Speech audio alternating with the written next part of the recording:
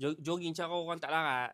Okey, sebenarnya aku nak pergi jogging dah. Tapi aku teringat aku nak tunjuk dekat hampa kasut ni. Yang mana aku baru beli. Harga dia 100 saja. Dia tengah viral dekat TikTok. Sebab dia main daripada China. Teknologi ni hampa bukan tak tahu lah. China ni dah banyak brand yang top dah masuk. Ni salah satu brand yang baru. Tapi dia tengah trend sebab harga dia tengah murah. Macam sebelum-sebelum ni, kasut-kasut yang masuk daripada China, semua start dengan harga murah. Sekarang harga dah jadi premium. Satu adalah carbon plate. Satu lagi yang tak ada carbon plate. So kita boleh plan nak beli untuk pakai racing ke, nak pakai untuk long distance, fast pace, ataupun nak pakai daily use. Jom aku tunjuk hampa.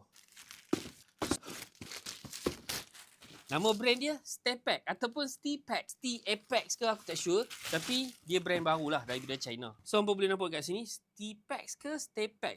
So hampa baca sendirilah. Aku baca Stepac senang, Stepac no. So aku buka dulu yang ada carbon fiber, yang ada design-design ni. Ni yang ada carbon fiber. Okey, hampa boleh tengok kat situ. So dia ada carbon plate. Bukan carbon fiber, dia ada carbon fiber plate.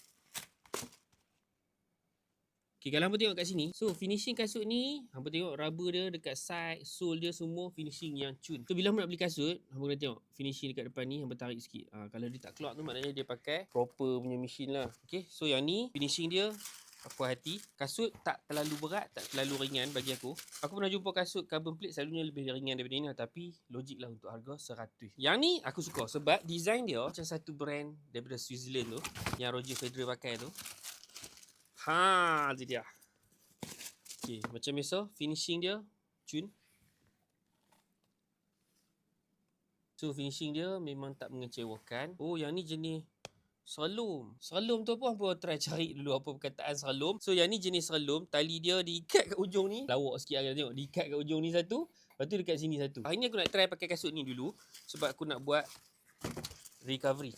Recovery padahal tak larat nak lari laju. So hari ni sebagai starting permulaan untuk aku berlari, aku akan pakai kasut ni dulu. Ni agak berat daripada yang ni. Kalau hampa nak ringan, hampa kena pakai yang ni lah. Yang ada carbon plate ni lebih ringan. So hari ni aku nak test kasut ni untuk 5 km. Pace mungkin dalam 11 ataupun 10. Maknanya berjalan lah, jogging. Jogging cara orang tak larat. Satu lagi sebelum aku lupa, yang ni material dia jenis breathable mesh. Yang ni tapak dia ada 2 layer lah. Satu yang hitam ni, satu lagi yang putih. Yang hampa nampak ni daripada sini sampai bawah ni dia one piece. Macam tu. Dia satu set. Maknanya getah tu main satu set dalam mold dia keluar macam tu. Yang ni dia akan ada 2. Satu yang hitam ni, kemudian yang putih ni. Okay. So kasut dia dalam setiap kotak dia bagi dust bag. Okay, bagi aku proper lah. So guys, jom kita test dulu. Kalau hampa nak tengok kasut ni harga dia, hampa boleh tengok dekat beg kuning di bawah. Okay.